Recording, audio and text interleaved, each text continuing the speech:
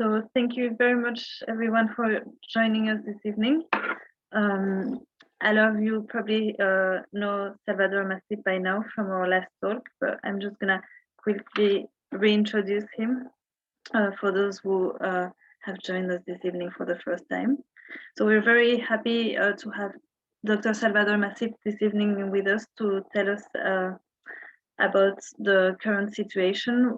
The way we're going to structure this event, we're going to have a quick talk from him on how the situation has evolved since our last talk in December, where we discussed about the vaccines and try to see what the future ahead is looking for us as the vaccine has been rolled out here in the UK.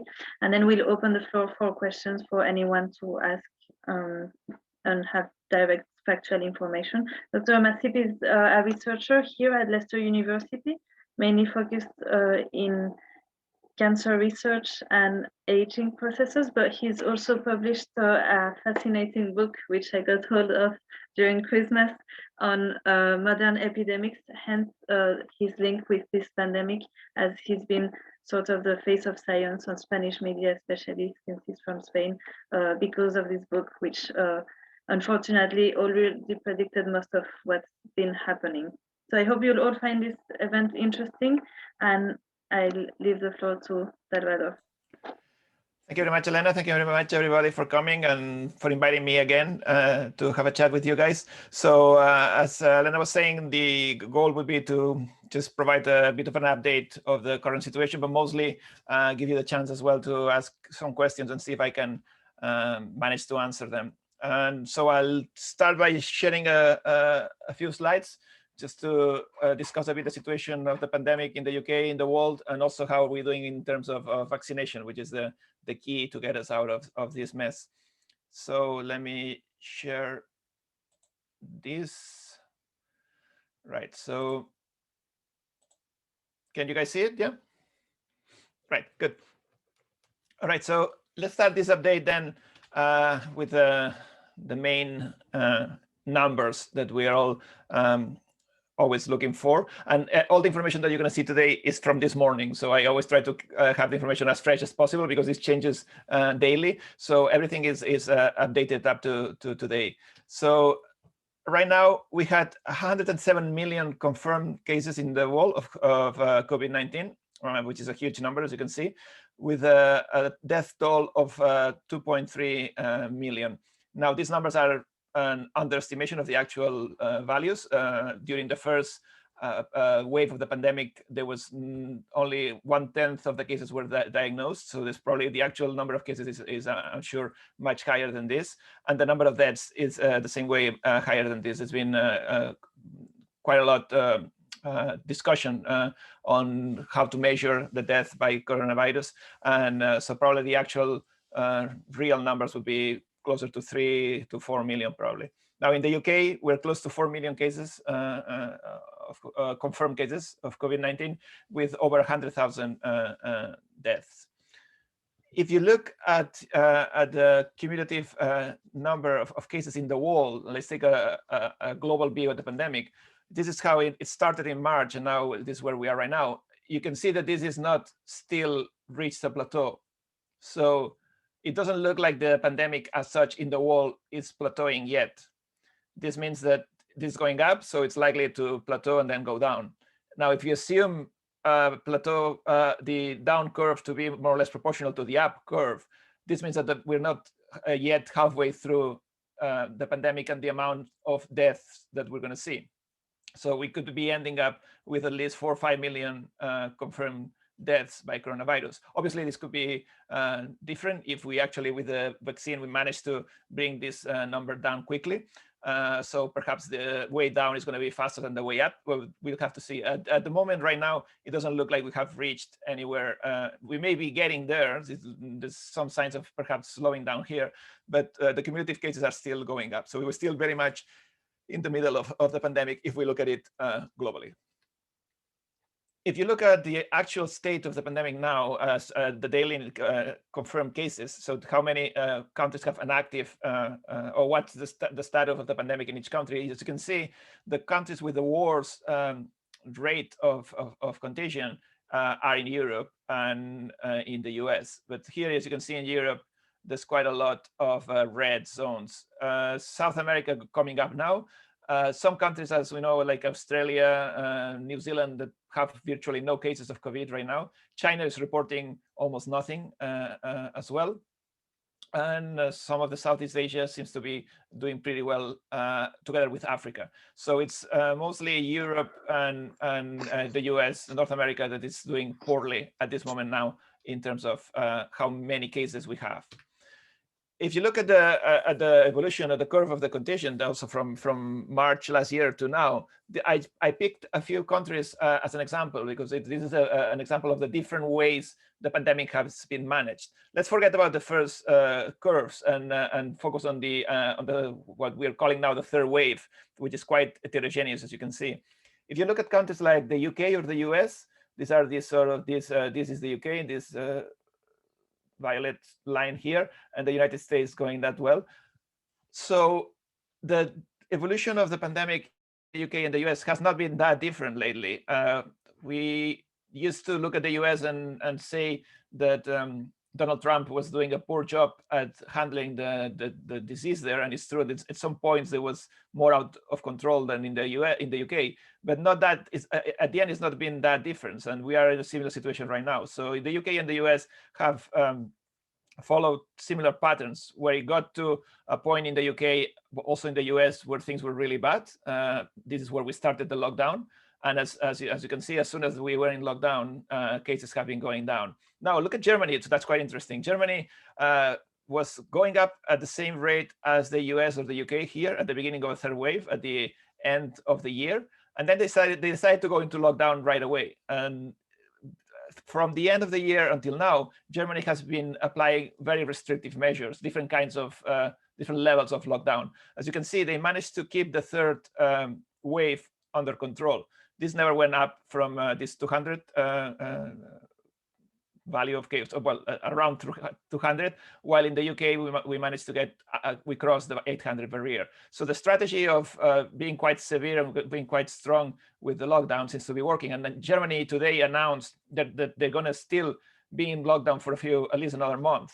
So Germany is doing much better than us, and they're still going to try to keep this to go as down as possible in this curve. Now look at Portugal, which is at the other end of the spectrum. This was probably one of the record numbers in this third wave, where things got completely out of control. As you can see here, they started going up here, and they didn't manage to curb the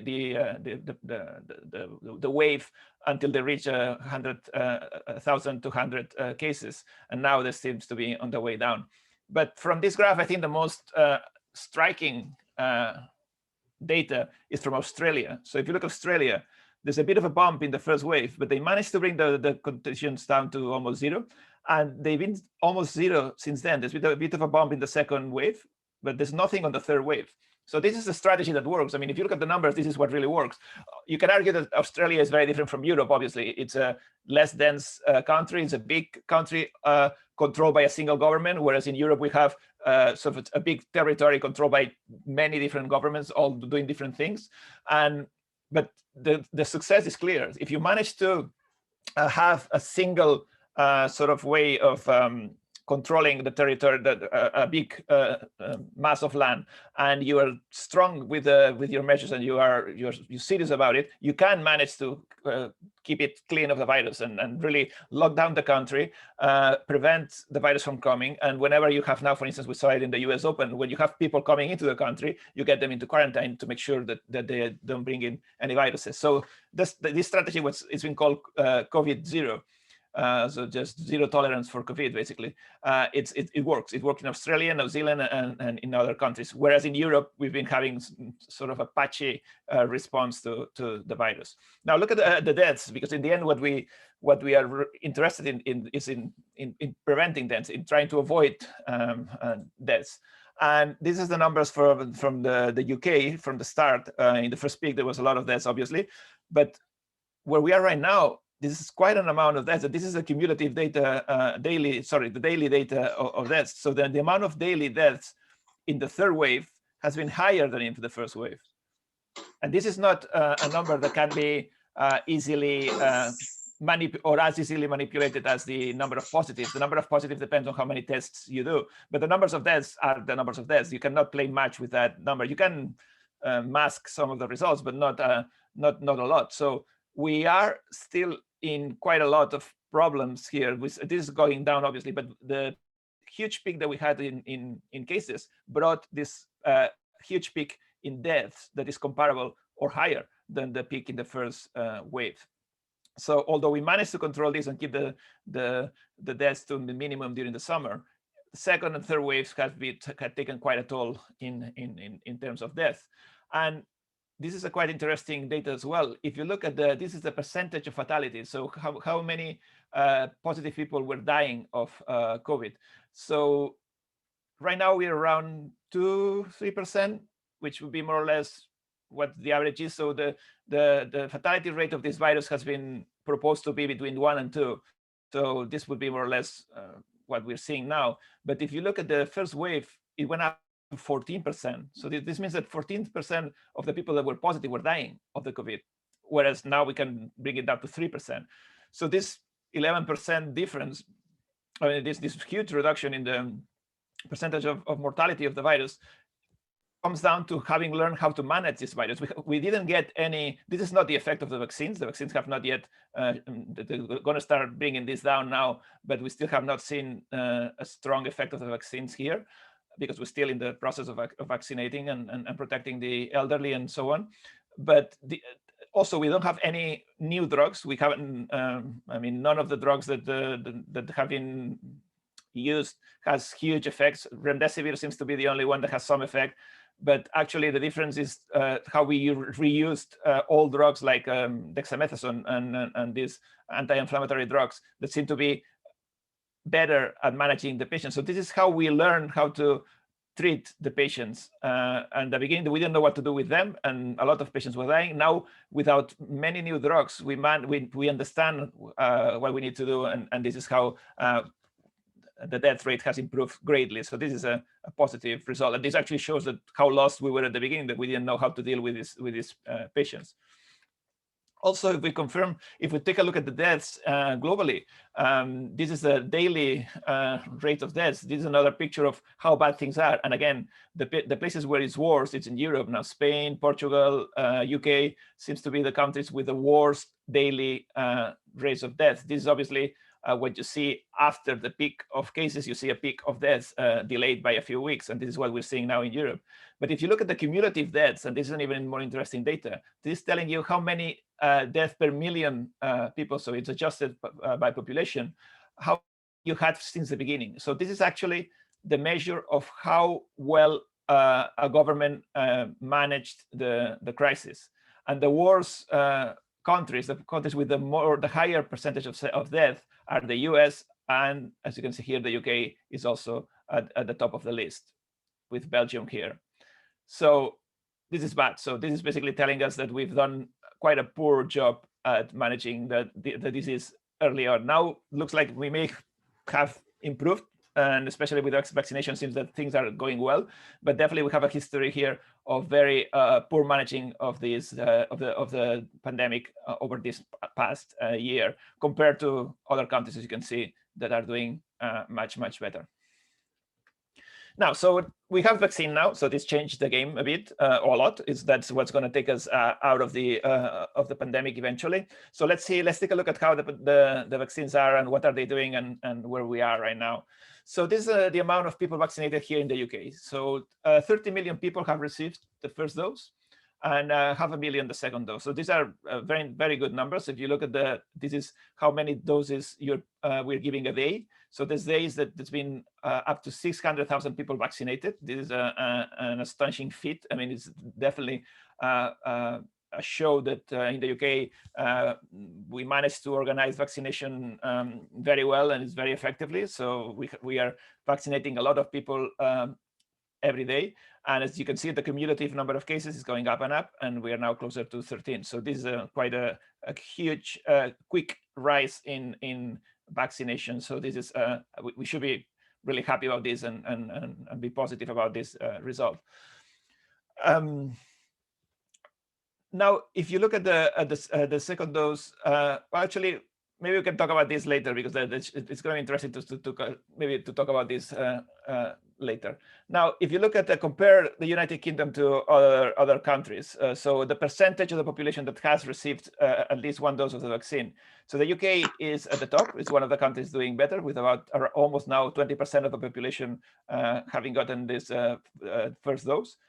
United States are doing pretty well, and Israel is setting the record right now. Is the country with the highest rate of vaccinated population, now crossing 40%. So Israel is sort of setting the example, but the UK, apart from Israel, the UK is the second one, showing that how well this is done. And I put Spain here as an example of a EU country. So the whole of the European Union is vaccinating more or less at this speed, which if you compare it to the UK is quite different. So they're more around 2, 3, 4% of the population vaccinated compared to the 20% in the UK. So in this case, the UK clearly has played well the card of not having to depend on the EU to organize the vaccination, and definitely showing that this strategy is working very well. Let's focus on the vaccines now. Remember, this is what we were talking about in December. We had this website that I still think is one of the best and more updated websites at the moment. And this was the snapshot of the vaccines at that time in December. We'll see the update now. And just quickly, for those of you that missed it there, or just to refresh your memories, there's 4 types of vaccines. This is the leading vaccines right now at this moment. And as we discussed last time, the vaccines can be made from inactivated viruses, which is the classic way of doing vaccines. The original way of doing a vaccine was to kill or inactivate a virus and then inject it the whole thing. There's a few of them that are based on proteins. This again is the classic examples of vaccines. There's many vaccines in the market for many diseases using proteins. So these are the 2 classic vaccines. And we have a bunch of new vaccines, which could be either done with a viral vector, which means that you have a virus that carries on a piece of the coronavirus DNA, RNA in this case, inside. And these are vaccines, including the AstraZeneca and the CanSino that's being used in China now, and the famous Sputnik 5 being used in Russia. And the most modern ones are the genetic vaccines, the first that arrived in the UK, were given in the UK, and include the Pfizer and the Moderna vaccines that are basically just a piece of RNA encapsulated in a lipidic capsule and delivered like that. So that's the most simple way of doing the vaccines. Again, the 2 classic ones at the bottom, the 2 newer ones at the top. These are still the 4 groups of vaccines that we are at the moment getting. Now let's focus on what's happening now. So this is, as I was telling you, the snapshot of vaccination, of vaccine making into December. This is how it's looking now today. So we have already 10 vaccines that are being given, either limited use or full use. In different countries, there's 10 types of vaccines at this point being given. There's only 3 in the UK, but if you count everywhere in the world, there's 10. There was only 7 in December, so we're increasing this number. I would look at this number too. The red one is quite interesting. So you can see this is the abandoned vaccines. So there was 1 in December, there's 4 now. This, I think, is a positive number, because this shows that if a vaccine is not good, it's going to get abandoned. It's not like we're going to push anything through the stages and get it approved. If it doesn't fit the standards, it's thrown out the window. So there's been already 4 of these vaccines that have been discarded, which in any other situation could have been a disaster, because normally you have only 2 or 3 vaccines being studied, or less even. So if you lose one, it could be a blow. But in this case, we have a lot of vaccines that are going through the clinical phases. So even if we lose 4 vaccines, we still have dozens of them that could work. So there were 41 in phase 1 in December. They're now 37, meaning that they moved on to other phases. We now have up to 20 in phase 3. This means that in phase 3, once they show that they are useful, they will be authorized. So we may have, if we do this talk again in 6 months, maybe we'll have 20 or more vaccines approved for human use in the next month. So this looks very positive. So this is vaccine making machine has not stopped, and we're still approving and getting more vaccines into the market. And this number of 10 is definitely going to rise. This is not the end by any means of the new vaccines that we'll be seeing. Now let's focus a bit on the actual vaccines that are being given already to the population. Now, this is the newcomer. All the others were already around in different levels of approval in December. This is the new one that's being made by India. And actually, this is a very obscure and opaque vaccine. We don't know exactly what's going on there. There's no much data available, so we don't know how good it is or exactly how it's working. It's based on the classic inactivated virus protocol, but we don't know much about this vaccine, although it's being given now in India to the population. We have the three that we are giving here in the UK, so Pfizer, Moderna, and AstraZeneca. So the first two are genetic vaccines, the RNA-based vaccines. This one is a vector-based vaccine, so it's a piece of RNA inside another virus. And these two are going to be ready pretty soon. These are now going through the last phases of clinical trials and approvals. So expect to have the Johnson & Johnson and the Novavax vaccines ready pretty soon in probably in the UK, definitely in the US and in Europe. As you can see, these are new types. So the ones we have right now are these sort of more modern types. Now this one, Novavax, is one of the classic vaccines made out of proteins. And this one, the Johnson & Johnson, is similar to the AstraZeneca, is using an adenovirus. You see the ad means adenovirus to carry the genes of the coronavirus. And the other vaccines, these other in green, are actually the vaccines that we are not seeing here, but are being given to millions of people already in Russia, in China, and in other countries. So although we don't have a lot of information about these vaccines, and in December we had even less than now, we'll just talk about this in a couple of slides. There's a lot of people receiving those vaccines already, and they're planned to be used in many countries. Probably in Africa will get a lot of these vaccines, probably not the ones that we are getting in Europe. So the whole world is going to get vaccinated using sort of this patchwork of vaccines. So we're not all going to get the same vaccine, definitely. And there's countries that would only have access to certain ones and not to the others. How about efficacy then? So these are the studies that we have right now.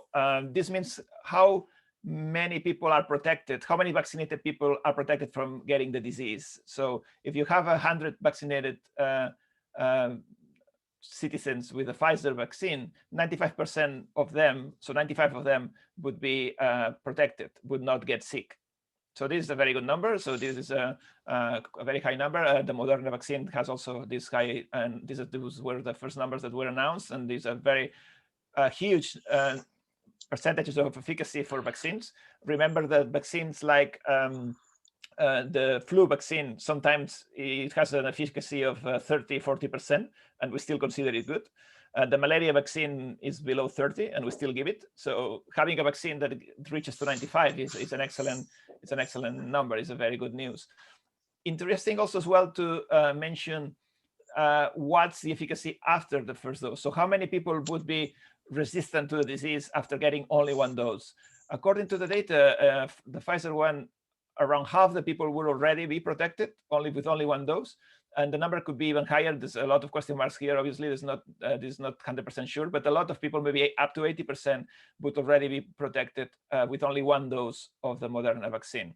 Now, if we go down the list, this was announced last week, I think it was, or just a few days ago, that the Sputnik 5 vaccine has a higher rate of efficacy as well, 92%, which means that, and this data has been published in a peer-reviewed journal now, so it should be trustable. So because one of the problems, as you know, that we have with Russia and China is that they don't really share their data a lot. But in this case, looks like this is solid data, so it looks like it's a very useful vaccine. The AstraZeneca vaccine that we are giving already in the UK has a lower efficacy, so it's between 60 or 80-something%, depending on the studies and the range of ages. So it's not the best, but still a good vaccine. And as you can see, there's a lot of question marks down the list because we don't know the actual real efficacy of all these Chinese, Indian, or Russian vaccines. We know that the Johnson & Johnson published a few weeks ago that it has an efficacy of 66%, which is low, but it has an advantage that in this case, there's only one dose, so you don't need to vaccinate twice. So it could be useful in some situations. And the Novavax, again, Johnson Novavax are the ones that are coming up and be available soon. This one also has a high efficacy of around 90%. So it's also two-dose vaccine, which has a similar efficacy of the ones we have. So in summary, very good numbers. These are very positive numbers, very efficacy, very efficient vaccines. A few question marks from certain countries, but still looks as good as it gets. It's definitely a very nice number to deal with. Now, another data that we need to keep in mind is not only this efficacy, but also there's other things to consider. For instance, practical things like the storage or how much a vaccine costs. As you very well know, the Pfizer vaccine needs to be at -70, which is a huge problem because you need to have proper freezers to actually keep this vaccine safe, stable. And the price is a bit steep. Even more steep is the price for the Moderna, although this one can be stored at regular -20 freezers. It's an improvement. Now, if you look at the AstraZeneca, the Oxford vaccine can be kept in a normal fridge and it only costs £3. So if this is a vaccine that perhaps has less efficacy, it could still be very much useful. And actually, it has been considered that the Oxford vaccine could be the one that would actually help the most to bring down the pandemic in the whole world. So you can bring this vaccine everywhere with a fridge. Then you can bring it even to the core of Africa probably without having too many problems, and the cost is going to be quite low as well. So this is probably still a front runner in terms of what a good vaccine is, even though the efficacy is not as good as the Moderna or the Pfizer. Now, in the UK, in Europe, we may be okay with these vaccines, but in other parts of the world, this is definitely going to play an important role. The Sputnik 5 vaccine, the first vaccine from Russia that we actually have proper data from, can also be kept in a fridge, which is it's quite good, and the cost is not so high either. So I think it's another one that could play an important role in the vaccination in many countries outside Europe. What's going on then with the different variants that we're seeing? Okay, this is a key question when it comes to vaccination. Is this going to be a problem? We have new variants are emerging, and you probably have read in the press or anywhere that this could be a problem for the vaccines. What does this really mean? First of all, mutations in the virus will always happen. So the virus will always change, and this would lead to new variants. That's normal. That every single virus, every single microorganism does that. So and the viruses do that very often. Actually, the coronavirus changes not very frequently. It's quite slow in terms of mutating compared to other viruses. This is quite positive. But still, we will get new variants of the coronavirus all the time.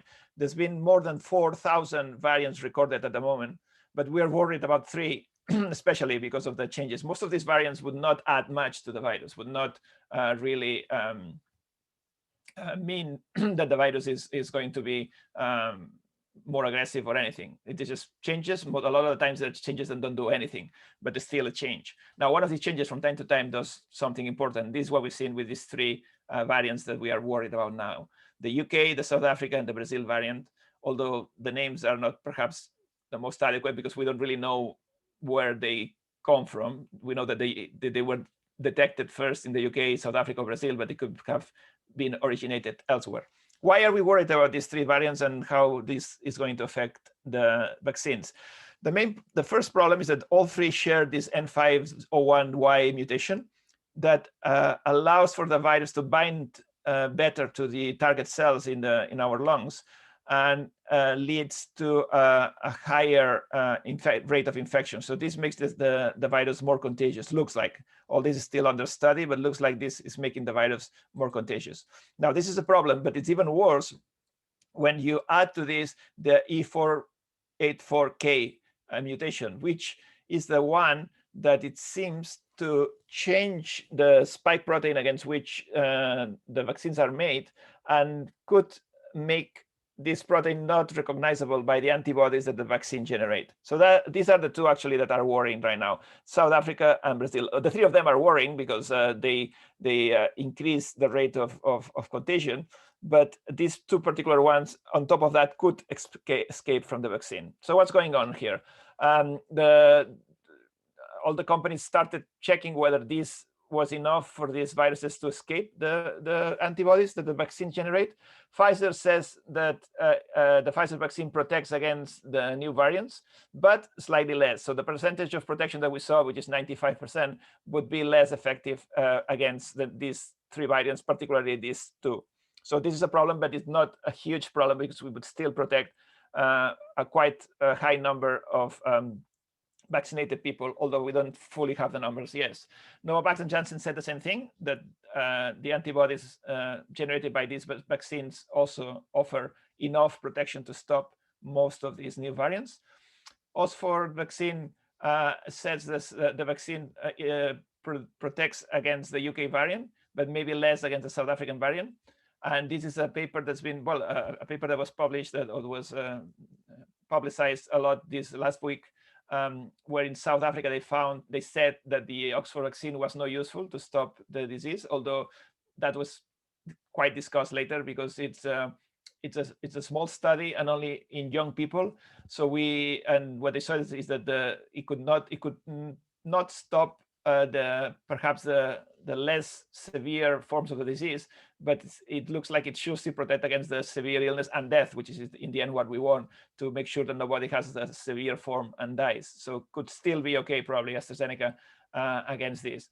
And Moderna says again that it looks like it's effective against the South African variant, probably also against the Brazilian variant, and although the same thing, not as much. So we are seeing a reduction in the efficiency of these vaccines with the new variants. And this is up to a point a bit worrying, but I wouldn't say at this point perhaps too much, because all of them seem to give some sort of protection against these variants as well. So the vaccinated population would still be quite resistant to these three new variants. Obviously, this doesn't mean that in the future we're not going to have a variant that it's resistant.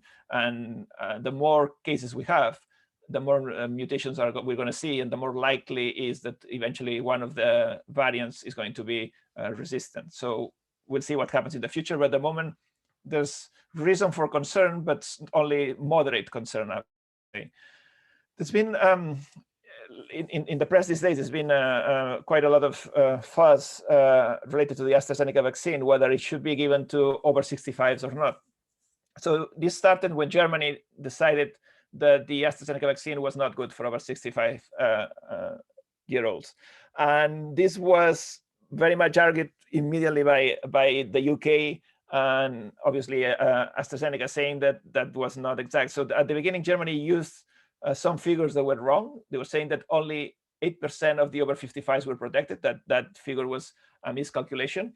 And what it happens is that there's not enough data, that's what the Germans say, and to actually know how much this vaccine protects the over 65s.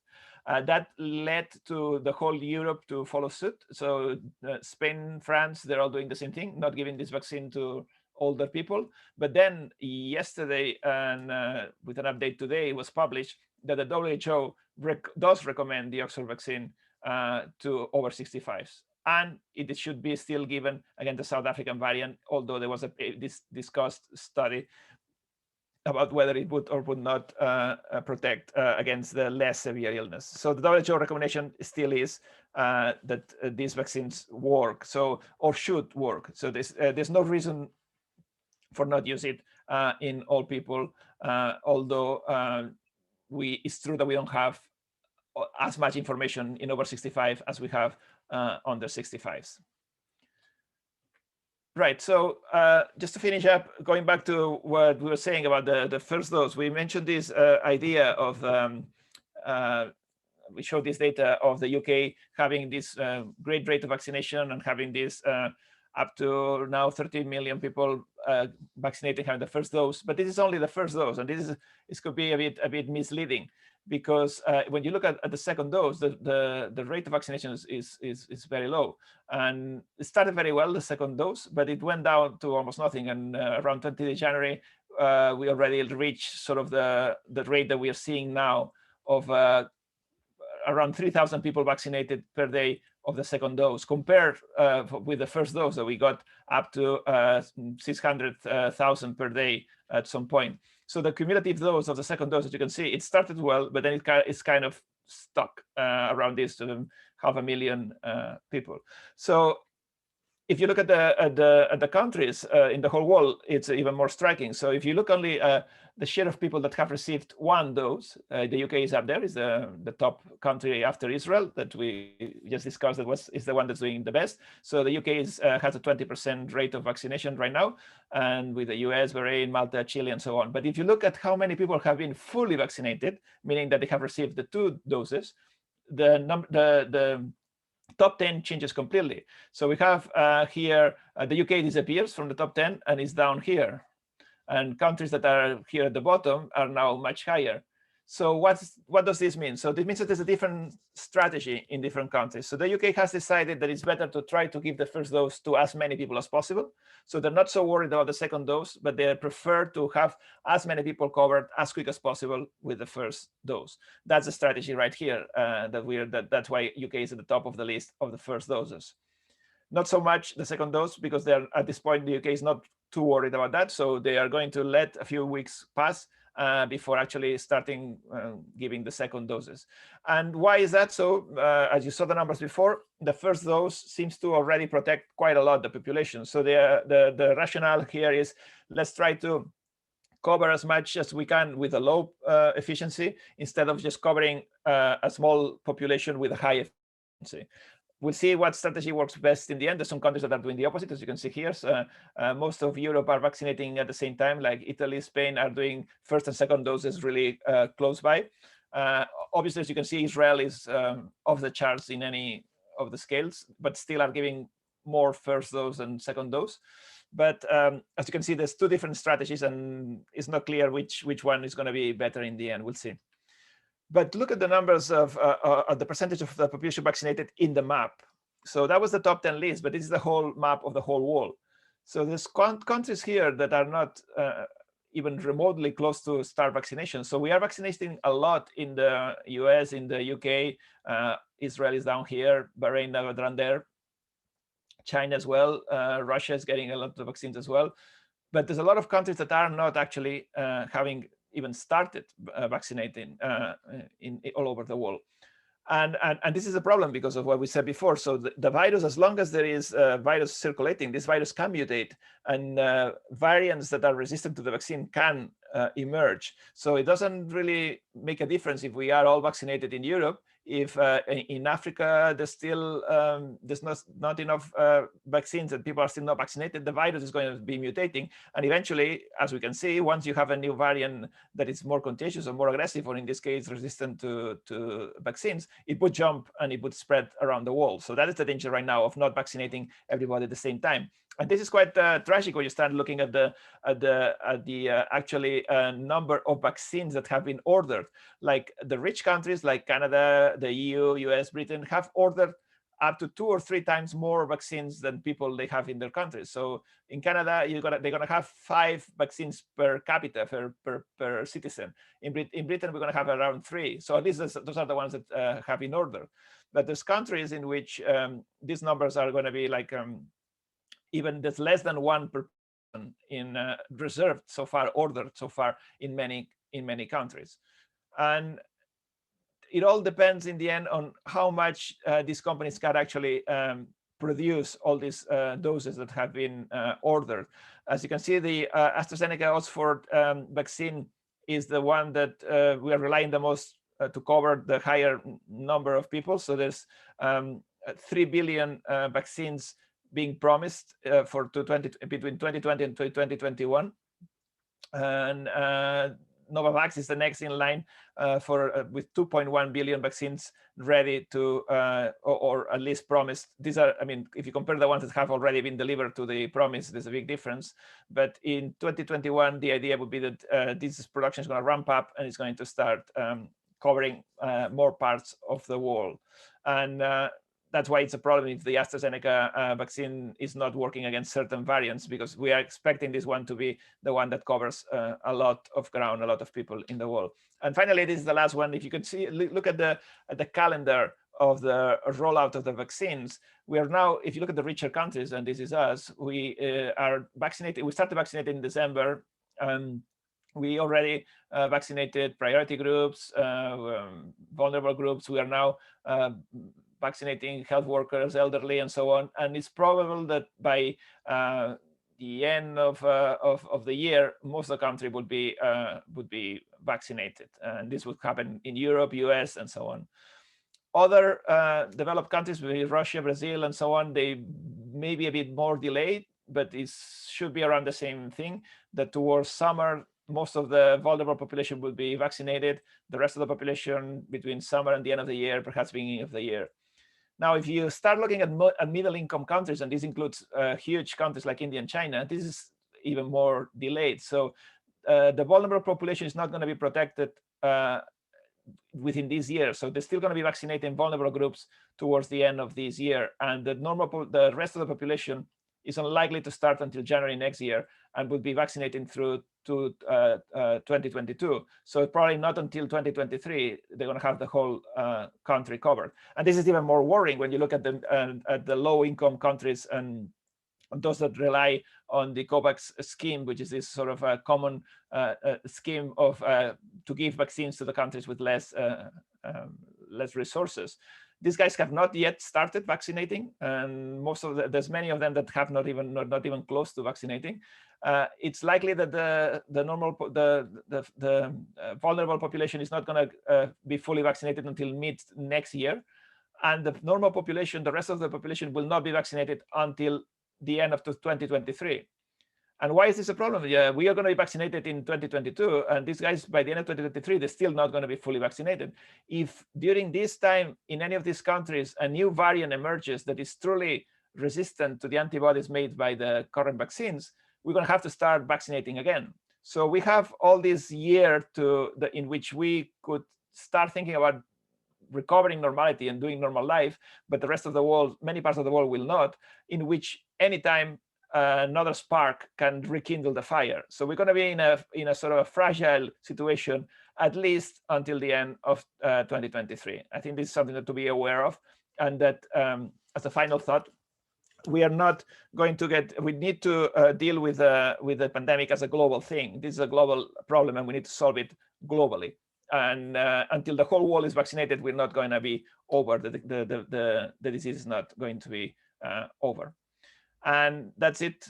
Just let me finish with this shameless plug of my books. As Elena was showing, the book on epidemics was published in Spain, and this is going to be, the English version is finally coming up next month. And this is a new book I just wrote that's going to be, for those of you that read Spanish, it's coming up in March, and it's it's called Lessons from a Pandemic, and trying to find ways to improve our management of the pandemics in the future, to learn from this, what we saw during this pandemic in the last year. All right, thank you very much for listening. If you have questions now, it would be the time. I see some in the chat. I can try to answer them myself if you want, and you can ask me questions as well after this. Yeah, if you want, we've been receiving some as well directly. So, thank you very much for your talk, as usual, extremely comprehensive and covering loads of things. I'm sure everybody really enjoyed it. The first question I wanted to pass on is someone was asking about the second dose and how here in the UK, as you pointed out, they focused on giving the first dose before anything else.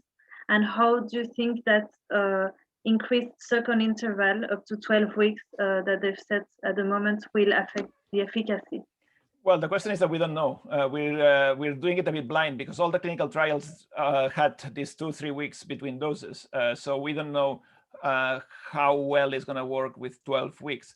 Now, this is based, the decision of the UK is based on data showing that after 12 weeks, the amount of antibodies you generate on a second dose is good enough, is as big as waiting only 2-3 weeks. So in theory, waiting 12 weeks should not be a problem. Now, again, this is a different strategy in different countries. Other countries think that the protection that the first dose gives is incomplete, and therefore that could increase the risk of new variants emerging. And that's why they prefer to give the 2 doses back to back, as it was done in the clinical studies. Personally, I think from what the data that we're seeing, that waiting up to 12 weeks is not a bad idea, and actually making sure that we can cover as many people as we can with the first dose is good, because they do get some protection already, and that should bring down the numbers of deaths, which is what we actually want at this point. And following up on that, there's also been talks about mixing the vaccines you're giving people, as most people, I think in the healthcare sector at least, we've been given the Pfizer one. There's talks about maybe the second dose being from a different maker. What do you think on that? There's a clinical study right now going on this. So, I mean, right now I wouldn't recommend or go for this strategy because we don't have data. I mean, on paper, it looks like it could work, but we need data for this. And there's already going on these clinical studies. So we should know in the next months, we should know if this works. On paper, it's not a bad idea, because it's, I mean, the rationale behind this is that different ways of inducing the antibodies would boost themselves and be synergistic in a way. So it could even be better to have 2 different ways of inducing the antibodies.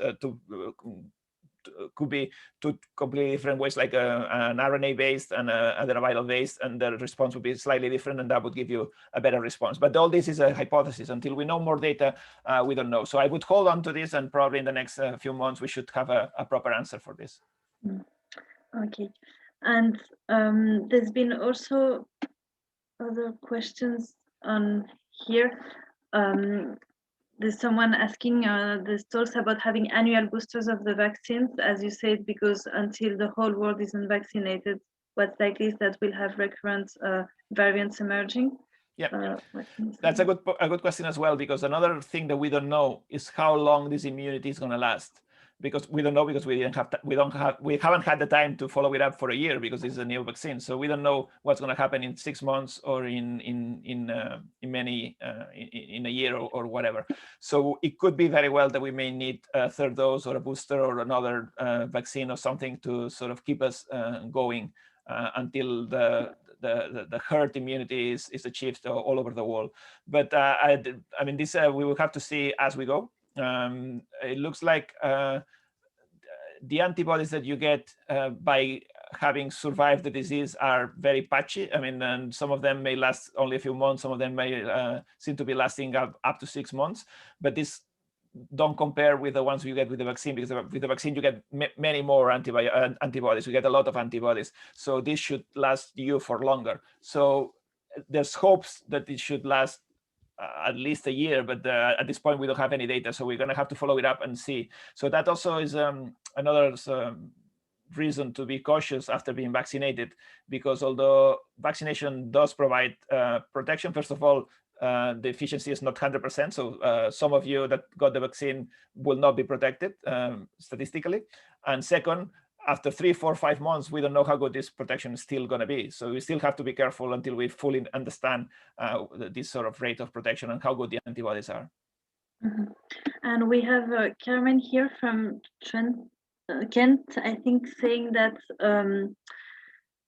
there's about 20 cases of Kent variant that have been found in the UK, and that have that mutation you talked about, the E484K. This together with the nearly 200 cases of the South African variant that are already here will diminish the efficacy of the AstraZeneca vaccination program. How confident can we be that the test and trace system we have in the UK will be capable of suppressing the number of cases of these new variants and mutations, and how would we cope if these variants spread and dominate the UK? Yeah, it's a good question, and I think that's what everybody's asking at this moment. We don't have an answer yet. I mean, it's quite likely that these variants will become dominant. I mean, there was an interview recently that they were, I mean, a few experts was basically mentioning that it's likely that the UK variant is going to be dominant. I mean, at least the mutation that you see in these three variants is going to be dominant in the whole world in the next months. And it's likely that in the UK we're going to see these three variants being dominant and perhaps take over in the whole country. Now, what's going to happen? Yes, there's going to be a problem because we're going to have to be much tougher with our way of controlling the spread. So we may have to resort to more lockdowns or more harsher lockdowns if the ratio of transmission is higher. The RT, which is the rate of transmission, it's at least 0.3 higher in these variants compared to the old variants. This means that it's going to be much more difficult to keep things under control. So I think the system in the UK right now, the trace and track and all the testing that we're doing in the UK is pretty good compared to our countries. So it should give us some peace of mind that we should be able to keep track of what's going on, and particularly the UK is the country in the world that's doing more sequencing of viruses, of viral genomes. So we are the ones that know the most which variants are circulating because we have the machines, we have centers just doing that, sequencing things all day long. So we should be able to be aware of what's happening with the variants and see what's going on. Now, if this means that the AstraZeneca vaccine is less efficient, like looks like it could be, then yes, we may have a bit of a problem in terms of that it's going to take us longer to get to the point that we want. It doesn't mean that we're not going to get there, but it's just going to take us a bit longer.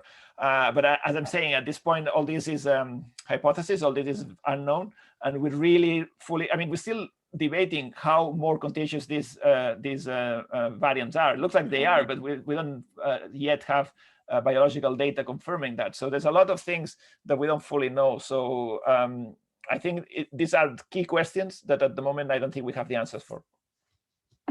Another interesting question, at our last talk, I remember there was still uncertainty whether the vaccine provided good suppression of transmission, of the risk of transmission. It protects the person who is vaccinated. Is there any more data on that? Yes, this has been quite discussed and studied. And at the moment, there's there's more data, but still not conclusive, I would say. Now, Israel has become sort of the a living experiment of what happens when you vaccinate a lot of people. Now, as you saw in the graphs, there's up to 40% of the population already vaccinated. And they are seeing a lower transmission as well. So they're seeing less disease and they're seeing less transmission, less cases. But that is confounding because they are already in a lockdown. So the lockdown is also playing a role. So you don't know how much is due to the lockdown and how much is due to the vaccine. So looks like it could be that these vaccines, apart from reducing disease, which is what we know they do, they would also reduce transmission more than we thought. In a way, it makes sense because it has been proposed that the transmission depends very much on how many viruses you have, so your viral load. So if you have a high viral load, you would transmit more disease, you will be more contagious. Now, the vaccines keep this viral load lower, and that's how they stop you from getting the disease. So potentially, you could be less contagious. There's data from the Modern vaccine saying that this one should perhaps protect better in terms of transmission. I've read something about the AstraZeneca as well, but these are very preliminary data. And I think until we do real life experiments like we're doing in Israel and wait a few months, we're not going to know for sure. My guess is that some sort of reduction in transmission we are going to see, even if these vaccines are mostly only, in theory, doing a reduction in disease, in getting sick. And now, regarding distribution of the vaccine globally, I looked also at the website you used, World in Data, recently, and it seemed quite striking how, although, as you said, most cases are happening in the US, the UK, but the casualties per cases confirmed are almost inversely proportional to the countries that are having access to the vaccine. By this I mean countries where I guess the healthcare is not as good as here, it's more the coronavirus is more fatal there. Is there no unethical sort of reason for the world to try fight and give priority to those countries, even though the cases in terms of numbers are smaller, but there is a potential there for a spike and much more fatalities. And as you said, we are achieving quite a good survival now that we've understood the disease a bit better. What would you think? Because the COVAX was a very idealistic, almost quixotic idea that the world had together, sounded very good on paper, but as we are seeing, it hasn't even been implemented yet. No, we're nowhere near the objectives. Yeah, you're totally right. I mean, the COVAX was a good idea that it's not happening, or it's not happen as quick as we wanted. And I think you're totally right. I mean, if I was the king of the world, I would say the vaccines go for the people that need it the most, which are the people that are dying of these at higher rates, or at least we need to solve that as quick as possible. And I think there's a selfish reason in that as well, because as we said, in these countries, I mean, it's not coincidence that the variants that are emerging now came from Brazil, which is a complete disaster. It's a mess. People are dying in this area in Manaus. The rate of infection is huge. Almost everybody is infected in that city. So the variants emerge from these places and they come back to us. So if we want to protect ourselves as a rich country, we need to make sure that the poorest countries can get vaccinated and can get treated and can get the numbers down as well. Otherwise, we're never going to get rid of this. So there's a selfish reason and there's an ethical reason as well, as you very well mentioned, which I think is quite important, that we should prioritize those who need the vaccines the most. And we should teach these countries to treat their patients the same way that we did. Because if we manage to go from 14% death to 3% death in a year, we learned something there. So we have to find a way to give the tools to every country to actually achieve those rates. So yeah, there's a lot of ethical issues here in this during the pandemic that need to be resolved and explored, and it's quite shameful, some of these things, definitely. And obviously, what do you think we can do as citizens to try somehow force this onto our governments? Because it's not an equal race. Even in terms of basic needs, some countries are struggling for even access to oxygen tanks.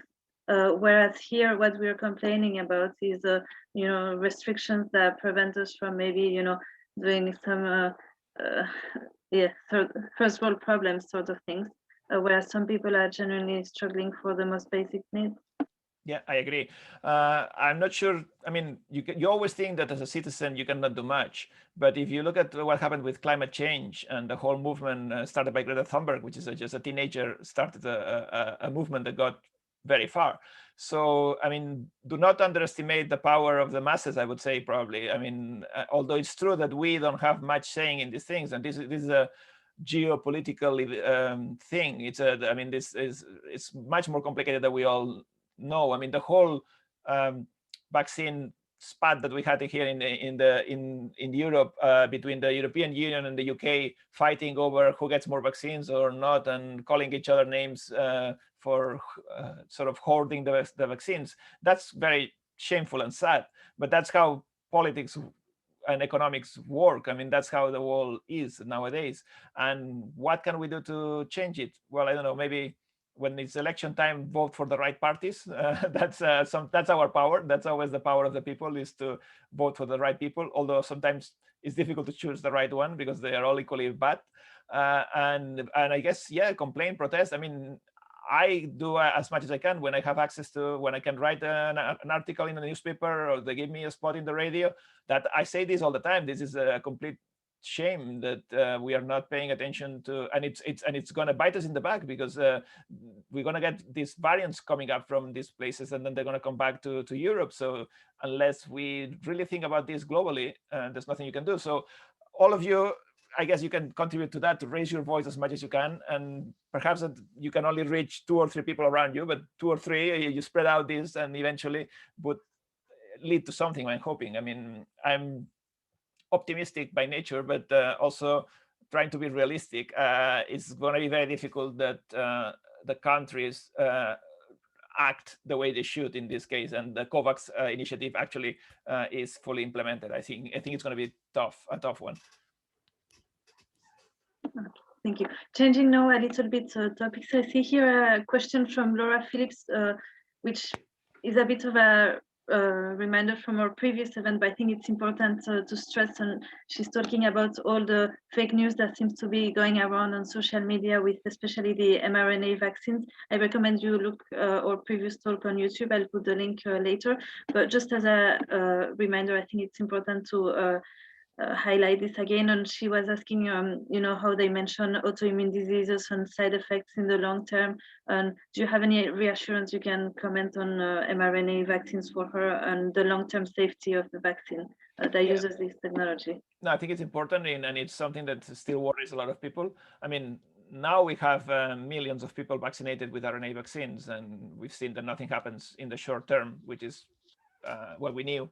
And it's important to reassure everybody that there's not going to be an effect in the long term. By the idea of the vaccine is something that has a very sharp, acute effect on your immune system. So it happens very early on, and that's it. It's not going to have any more effects on your body because the vaccine disappears. The RNA is something that's not stable, and as soon as it gets into your cells, it's going to get degraded very fast, and it will have time to create this immune response, and that's about it, because it's going to go pretty soon. This RNA is not going to go anywhere. It's not going to stick around. It's not going to go into your genome because it's not the same chemical substance. The RNA is something. The RNA is one chemical. The DNA is another chemical. They don't mix. You need an enzyme to actually convert RNA to DNA, which we don't have, and this virus doesn't have. So there's no risk that this RNA is going to stick around inside our genome or just floating around. Also, this RNA doesn't go into the nucleus of the cell, so it would never be able to get into the DNA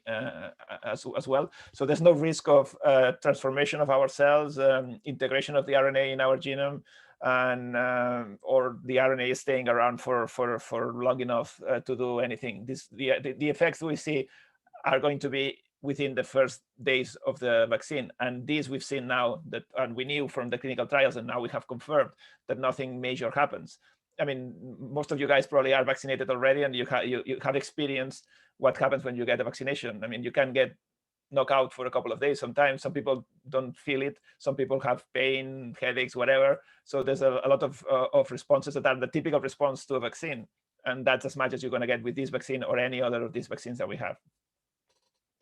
Yeah, I just want to say, and this is really the purpose of this sort of events that we've tried to put in place to really bring actual facts from someone who actually knows what they're talking about, and really get the public to be able to have their questions answered in a direct manner. And personally, even doing my own reading and research, I can't think of anything safer than the mRNA, because it's probably the most natural kind of vaccine, if you think about it, because the mRNA is a short-lived sort of little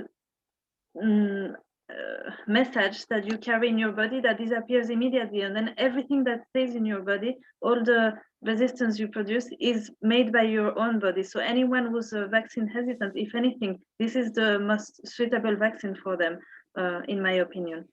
Oh yeah, and I think the only solution to fighting this sort of fake news is to, again, spread the real news and share as much as we can. So we'll carry on doing these events as much as they're required.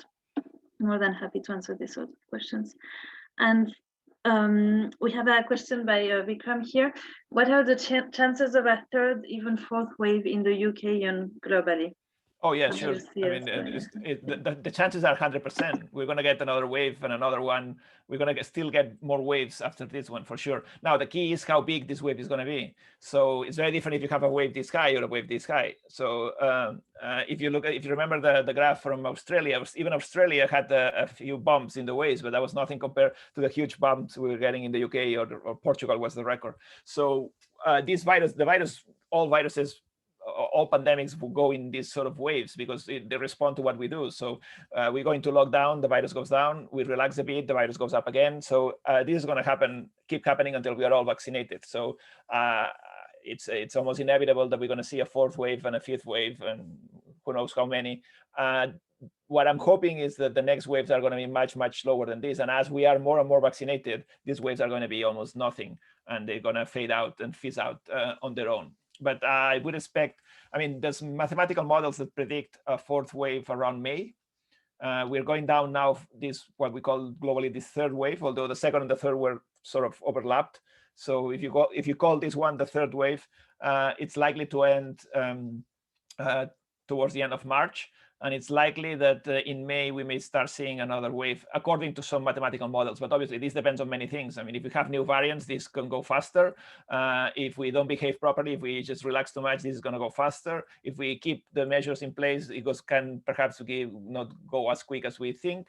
It's very, very dependent on our behavior. But seeing how we've done it so far, I mean, in many places, they're already thinking on what we're going to do in Easter, what sort of vacation we're going to do in Easter. And if we start thinking it that way, we're going to have the fourth wave quite high right after Easter. So if you start thinking where you're going to go on vacation and how much of your normal life you can recover during Easter, that's not going to work. And we saw this failing miserably in summer and in Christmas, and now we're going to see it in Easter, because a lot of people are going to act that way. And a lot of countries, I mean, in Spain, for instance, where I'm from, they're already thinking about what to do in Easter, how we can rekindle the economy and boost tourism in Easter. And that's going to be a disaster, obviously, because the next thing that will happen is a huge peak. So it's very much on us, but I'm pretty sure that that we're still going to see quite a few waves after that one. So we're not looking at going back to sort of normal life anytime soon. I don't think so. I think we need to be aware of this, that we're in this for the long run. So this year is not a normal year. We're going to be, at least in the UK, we're going to be much better in the summer probably. So we're probably going to have the cases much under control, less deaths, less people in the hospitals. So this is going to be good. But taken globally, we're still going to be in the middle of the mess. So probably towards the end of this year, things are going to be much, much better. But this is a long process. It's not going to happen overnight for sure. The virus is still with us for a while. So another question here, which ties in with another one from Andrea. Has there been any studies looking at memory cells? Those that have had COVID will have antibodies wane over time, around 5 months. However, if they are then exposed to the virus again, will this then trigger a response? And if so, would this suggest that you're immune to the virus or just the one variant? Then I had another question from Laura Phillips again, asking whether the immunity is only based on the antibodies, or what's the role of T cells in Yes, that's a very good question, because we talk always about antibodies like it's the only thing. And as you very well know, the immune system is much more complex than that. And it's true that there has been some studies checking at cellular immunity, and there is a response, and there is quite a strong side of the immunity taken care of by the cellular immunity, not only the antibodies.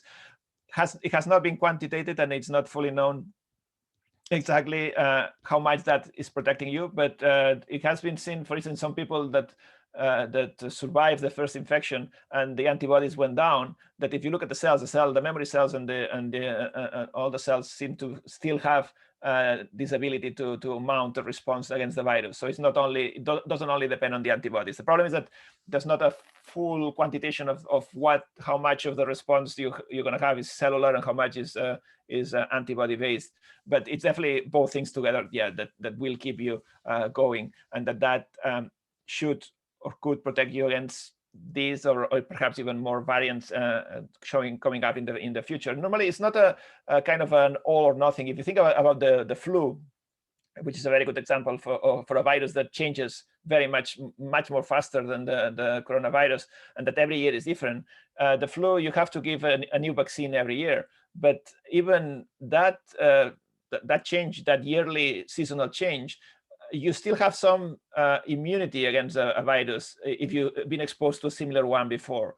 So, for instance, there was a pandemic in 2009, the H1N1, and it was said that the elder population or some other population may have been resistant to that because they have been exposed to a similar virus, not the same one, but a similar virus early on in decades ago. So there is the possibility that once you're protected, once you mount a response against one of the variants, if the virus changes quite a bit, perhaps then you're still going to have some protection against the new variant, and it would not, at least you would not get as sick, perhaps, or you would not die of the disease, hopefully. But again, all this is, we cannot put numbers to this now. It's just what it looks like, but we don't know exactly how much of it is going to come from where, and how much protected you're going to be against future variants.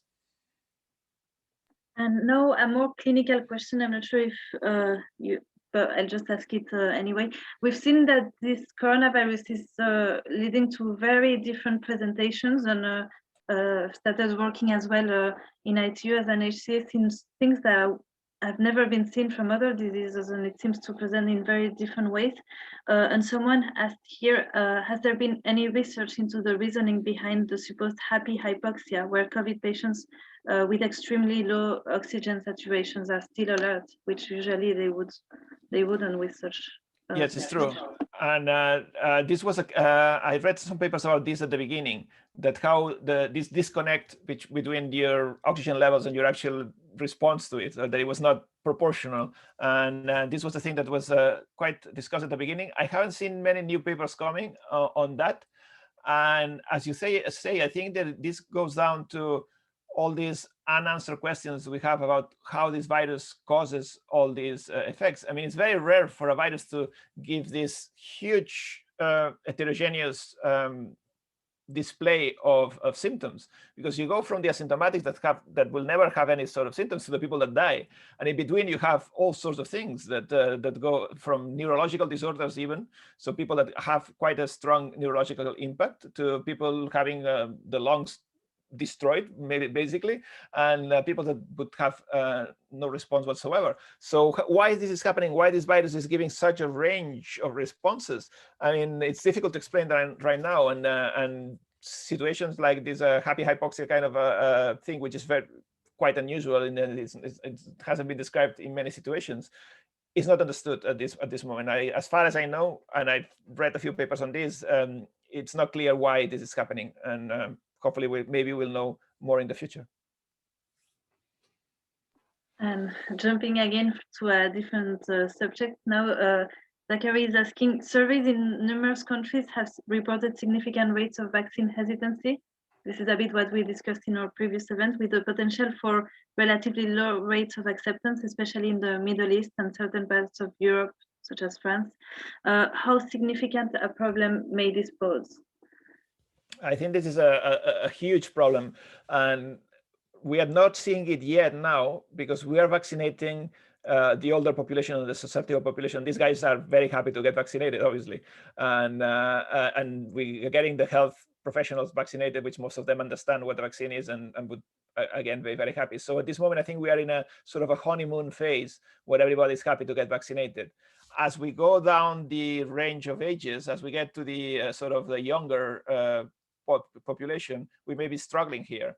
And that's a problem, because even if the young people are not, most of them are not going to die of this, or not going to have a huge impact of or not have a hard version of the COVID-19, they still can transmit the virus and pass it on to other people and act as vectors and spread out the disease. So this is an issue. It's a very important issue, and we need to address it by, well, these sort of things that we're doing here and we're doing everywhere. Try to communicate and explain what this is and what the disease, what's the importance of getting vaccinated.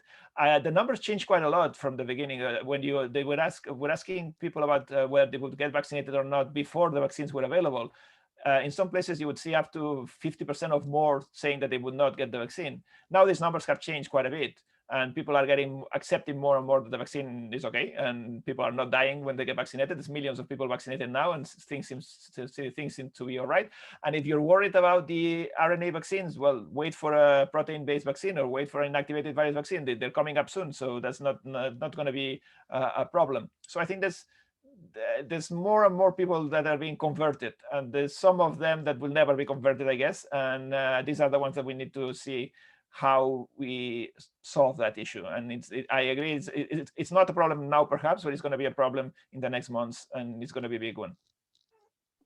Yeah, and I think, as you say, in our last event, the worst vaccine is the one that no one wants to take, and we can put all the effort we want into, making all these new sorts of vaccines, but until we haven't convinced the population or informed them enough to understand how much they would benefit from it, we won't achieve much. So that is, I think, the key to even reaching any sort of success in this campaign. It's truly to inform people and make sure that they are on board, because otherwise we're clearly going head on to a disaster. And now a bit more controversial and political of a question. As you said, there's these young people who definitely will probably suffer less from this virus, but do act as a transmission vector. And I know you've been very active trying to campaign against reopening schools, especially back in Spain. And what do you have to say about this? And when do you think they will be able to actually open it safely? I was talking to a scientist in Paraguay, in South America, and she was telling me, I mean, Paraguay is one of the countries that have been doing pretty well and controlling the disease pretty well, and they didn't get to the levels we got in Europe. And they had the schools in lockdown since March, so the kids have been away from school for a full year now. I think that's quite intense. That's quite the effect, the psychological effect, and the educational effect that it's going to have on the kids is enormous. So I think in Spain particularly, for some reason, there's this school of thought that says that the schools are safe and they're not a problem. It's about the only country in the world that thinks that. I mean, as you can see in the UK or in Germany, as soon as there are problems, the schools are closed because it is a place of transmission as much as any other place. So I mean, there's nothing magical about the kids. So if they can get the virus, they will not get sick, but they can spread it. So it's the same. It's a logical thing. So schools need to be closed. But I also agree that we need to be very careful about this and try to close the schools only when it's strictly necessary. I mean, sometimes it is. I mean, right, like now, in the middle of trying to control this huge third wave that we had, and it makes sense to close the schools. But we have to be rational about it and try to bring the kids back to school as soon as possible, because there's many factors here that go beyond the health problems. It's I mean, not all. I mean, when we say schools, we're talking about primary schools and secondary schools. Is a huge difference. So the older kids can work from home better. The younger kids don't do anything at home. They just basically bother their parents, and the parents cannot work, and they're not benefit from much from being at home. Whereas if you have a teenager can survive at home perfectly well and communicate with their friends online as they normally do. So that's not that much of an issue. Also, there's a difference between some schools, private schools and public schools. That's already a difference. Some schools with more resources have managed to put everything online perfectly well, and there's no problem, and students have computers and rooms in which they can work, and there's no problem. Other places it's not like this, and other places that simply there's not enough resources in the school or at home to actually follow an online course. So there's a lot of factors here, I think, in place that argue that the schools need to be closed the minimum amount of time possible. So I'm quite pro closing schools when they need to be closed, and I'm also quite pro opening the schools as soon as possible. So I'm hoping that the kids can go back to school here in the UK soon. I think we're getting in a good position right now, and hopefully, but I still think they should be still closed a bit longer for sure. And picking up on that, is there any information regarding licensing the vaccine for children? I believe at the moment it's not done yet. No, and that's very important, because we were discussing the AstraZeneca vaccine for over 65s, and there's saying that there's not enough data. There's absolutely no data whatsoever in children, because children are not part of clinical trials. You don't use kids for clinical trials.